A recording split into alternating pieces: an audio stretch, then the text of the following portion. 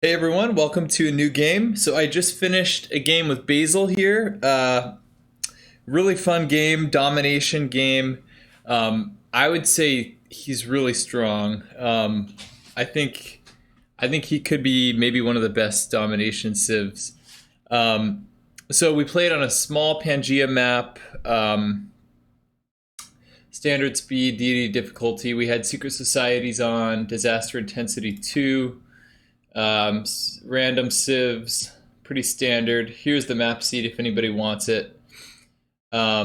Standard everything here. I like doing small maps for domination because when you do standard, you have to conquer 7. With a small map, you only need 5 capitals. It just gets really tedious, I think, when you go bigger than this, at least for me. Okay, so let's talk a little bit about the strategy. I guess we'll go through the unique abilities and kind of talk about how they fit in. So he has heavy and light cavalry units do full damage against cities following the same religion as Byzantium. So basically, that's key. You have to convert the cities before you start hitting them if they have walls.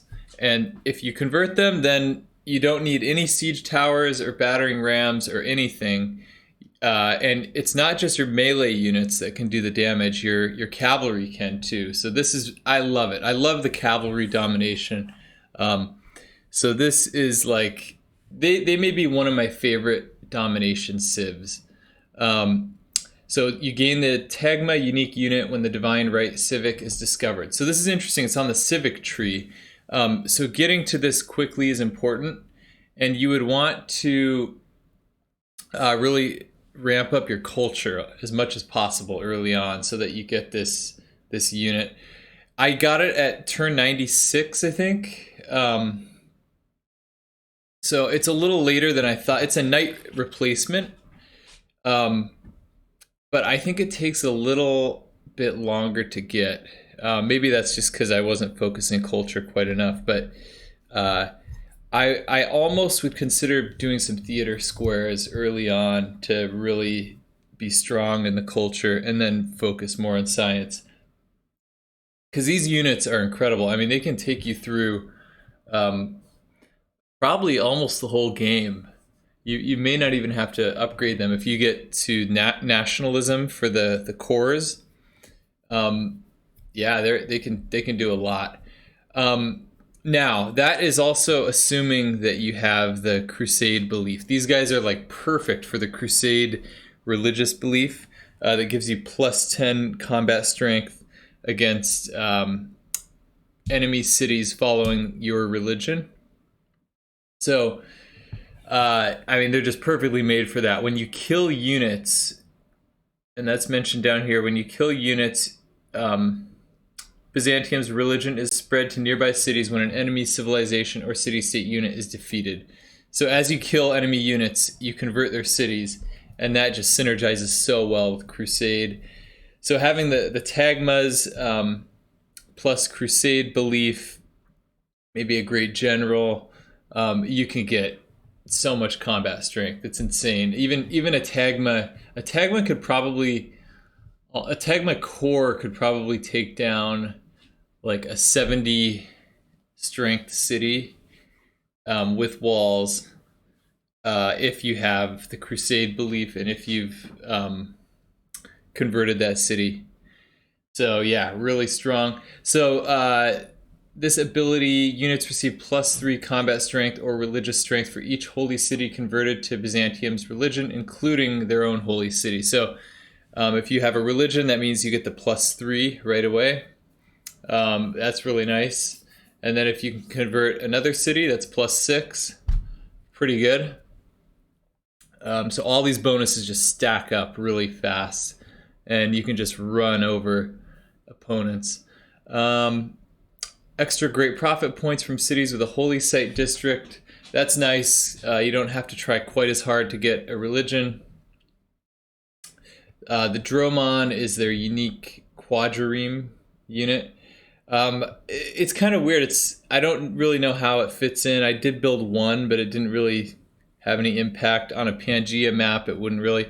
I think they might be fun to try. Maybe like naval maybe a naval domination they might be good for.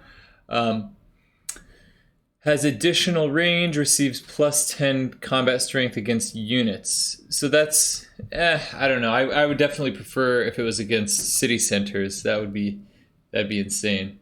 But yeah, maybe trying a Navy game with that would be interesting. The Tagma, of course, is the big. This is like an awesome unit. Unique medieval era unit that replaces the knight. Land units within one tile of the Tagma receive +4, and they also get extra strength for being next to each other. So if you have a Tagma next to a Tagma, they both get +4 combat strength. So that's 4.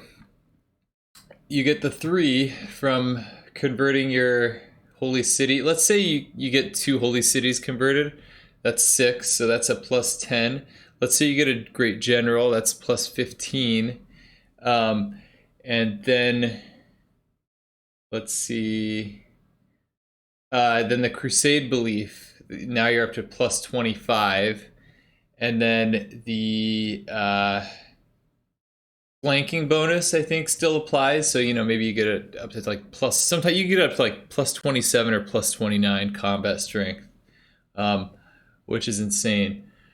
From boosts. Hippodrome, unique district, replaces the entertainment complex district, provides 3 amenities, cheaper to build. So it's like a half-cost entertainment complex. I think that gives you more amenities. And then the big thing here is that whenever you build one or its buildings, then you get a free heavy cavalry unit. And the free unit does not require resources at all. So we were able to time the building of several of these with the turn that we got the Tagmas. So we got a bunch on that turn, and then we're able to go to war like a couple turns after that. So yeah, this is definitely a cool ability. These guys are one of my favorites. Yeah, these guys are fun. I'd like to try. Now, I didn't go to war until turn 98 after I got the Tagmas. I think you could possibly start earlier if you're trying to win as quickly as possible. I think you could do horsemen, probably, maybe even chariots, possibly, and then you would get heavy. So this ability also applies to light cavalry. So you could go in with horsemen or chariots and do full damage against cities as long as you convert them. So I probably want to try another game with these guys, like really rushing to horsemen or rushing to chariots, and just get going on the warfare as early as possible. I think you could get a really fast domination game with that. Some other things. Let's see. So, yeah, we had a couple good holy sites. So getting the scripture card from the theology civic was important. Games and recreation is important for the Hippodrome. Then you have divine right, of course, for Tagmas. Governments, we went classical republic into monarchy and then fascism. We did early Pingala as the governor because I wanted to really maximize the science and culture without having to build districts to do that. So we did Pingala. Yeah, it was a pretty fun game. There's some policy cards that you have to look out for in a domination game. So we tried to use those the best that we could. Otherwise, pretty straightforward. Just conquer as many cities as fast as possible. Yeah, so here's the seed if anybody wants to try it. All right, enjoy.